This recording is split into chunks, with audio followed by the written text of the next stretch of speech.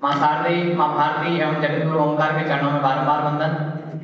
आदरणीय मंचासीन अतिथि एवं यहाँ उपस्थित आदरणीय गुरुजन एवं मेरे प्यारे सहपाठियों, आज हम एक ज्वलंत मुद्दा जो कि चल रहा है, जिसके बारे में अपन बात करने वाले हैं कि ओजोन परत का कहीं ना कहीं अपन ने न्यूज में सुना होगा, कहीं खबरों में देखा होगा कि ओजोन परत का ह्रास हो रहा है। उसका जो उसके अंदर अंटार्कटिका के ऊपर एक छिद्र पाया जा रहा है और उस छिद्र के कारण जो अंटार्कटिका के नीचे जो लोग रह रहे हैं, जो महाद्वीप उस छिद्र के नीचे निवास कर रहे हैं, उनमें कहीं ना कहीं जो एक चरम रोग, जो स्किन कैंसर की समस्या आ रही है।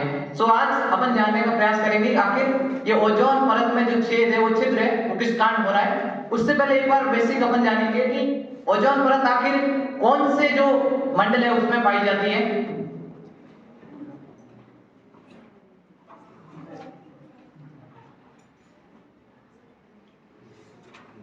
ओजोन परत के बारे में जानने से पहले अपन जानते हैं कि आखिर वायुमंडल में जो परतें हैं वो किस प्रकार, उनके कौन कौन से मंडल पाए जाते हैं। तो जैसा कि बताया गया है, क्षोभ मंडल, समताप मंडल, मध्य मंडल, आयन मंडल और बहिर्मंडल, ये 5 मंडल इस वायुमंडल की परतों में पाए जाते हैं। तो जो सेकंड मंडल है, अपन बात कर रहे हैं कि जो समताप मंडल है उसमें ओजोन परत पाई जाती है। इससे पहले जो क्षोभ मंडल है उसमें अपन की जो नॉर्मली जो जितनी भी मौसमी क्रियाएं होती है, जैसे कि वर्षा वगैरह, जो भूकंप वगैरह और जो तूफान वगैरह आते हैं, सो जो मौसमी क्रियाएं होती है वो होती है क्षोभ मंडल में। और जो समताप मंडल होता है उसमें जो ये ओजोन लेयर है ये पाई जाती है। इसके अलावा जो मध्य मंडल है उसमें अपन की जो ऐसा कहा जाता है कि ये मंडल सबसे ठंडा मंडल ऐसा माना जाता है। उसके अलावा जो अपन बात करते हैं आयन मंडल है, उसमें जो अपन टीवी वगैरह देखते हैं, जो उनकी किरणें वगैरह वापस आ रही है वो इस मंडल से आ रही है।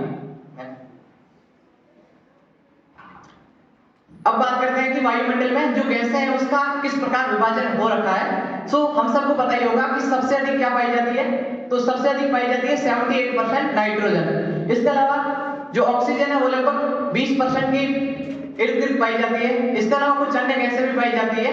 और जो अपन ओजोन की बात कर रहे हैं वो जो अपन ओजोन की बात कर रहे हैं वो 0.97% इस वायुमंडल में पाई जाती है।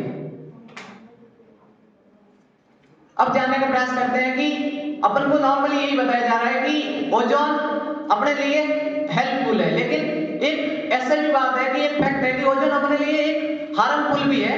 किस प्रकार हार्मफुल है, किस प्रकार हेल्पफुल है। सो ओजोन बेसिकली 2 टाइप में पाई जाती है। 2 टाइप में कैसे, जो एक यहाँ जो सौर मंडल है उसकी जगह क्षोभ मंडल है। जो क्षोभ मंडल में ओजोन जो पाई जाएगी वो कहीं ना कहीं जो अपन ग्लोबल वार्मिंग की बात करें उसके लिए उत्तरदायी होती है ये ओजोन।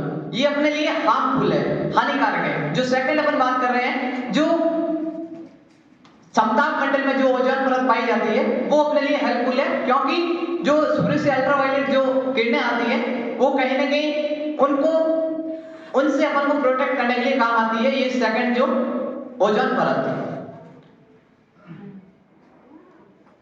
अब बात करते हैं कि आखिर ओजोन परत किस प्रकार अपनी सहायता करती है। जैसे कि मैंने बताया कि जो सूर्य से आने वाली अल्ट्रावायलेट जो किरणें हैं उससे अपन को प्रोटेक्ट करती है, बचाती है। जो किरणें आती हैं उन्हें वहीं रोक लेती है और वापस उन्हें परावर्तित करके भेज देती है। सो इस प्रकार अपन की जो त्वचा है उस पर नुकसान नहीं पहुंचता है। अगर बाई चांस ऐसा मान लिया जाए कि अगर ये ओजोन परत ना हो तो अपने जो स्किन है उसको काफी हार्म पहुंच सकती है और स्किन कैंसर की समस्या देखी जा सकती है। इसके अलावा जैसे कि मैंने बताया कि जो अपने क्षोभ मंडल में जो ओजोन पाई जाती है वो पृथ्वी का टेम्परेचर बढ़ जाती है, ग्लोबल वार्मिंग। अब बात करते हैं कि ओजोन परत को नुकसान कौन पहुंचा रहा है। तो ओजोन परत को नुकसान पहुंचाने के पीछे अपन इंसान, ये मनुष्य ही है, वही जो नई नई आविष्कार कर रहा है, जो औद्योगिकरण है, उस कारण कहीं ना कहीं इस ओजोन परत को नुकसान पहुंचाया जा रहा है। अब जानते हैं कि ओजोन परत को जो नुकसान पहुंचाया जा रहा है उसके लिए जो अपन कह सकते हैं कि उसके रेस्पॉन्सिबल कौन है। कुछ ऐसी गैसें भी है, कुछ ऐसे पदार्थ भी है जो ओजोन परत की जो अपन कह सकते हैं क्षरण के लिए रेस्पॉन्सिबल है। सबसे पहले सीएफसी में 3 टाइप है, CFC11, CFC12 और CFC3। ये तीनों ही ओजोन परत के लिए हार्मफुल है। सेकंड बात करते हैं कि जो क्लोरीकृत जो पदार्थ है, जैसे कि क्लोरोफॉर्म, ये भी ओजोन परत के लिए नुकसान पहुंचाते हैं। इसके अलावा थर्ड बात करते हैं कि जो अपन परमाणु परीक्षण करते हैं परमाणु बम का, वो भी कहीं ना कहीं अपन को जो ओजोन है उसको नुकसान पहुंचाते हैं। फोर्थ अपन बात करते हैं कि जो अपन किसी भी वस्तु को जलाने पर जो धुआं उठता है वो धुआं ओजोन परत के लिए भी नुकसानदायक है। फिफ्थ बात करते हैं कि जो अपन अंतरिक्ष में जो वायुयान वगैरह चलते हैं उनसे जो धुआं निकलता है वो भी ओजोन परत को हार्म पहुंचाता है। अब ओजोन परत के दुष्परिणाम क्या है? क्योंकि मनुष्य की प्रवृत्ति रही है, अगर आप उसे अगर किसी के नुकसान नहीं बताओगे ना तब उस चीज को करने में इतना इंटरेस्ट नहीं लेता है। सो इसके कुछ नुकसान है और वेरी सीरियस, इंसान के लिए आने वाले टाइम में बहुत ज्यादा अगर इसे रोका नहीं गया तो खतरा हो सकता है। फर्स्ट है कि जो स्किन कैंसर है, मैं सबसे पहले ही बता रहा था कि स्किन कैंसर इसके कारण होगा।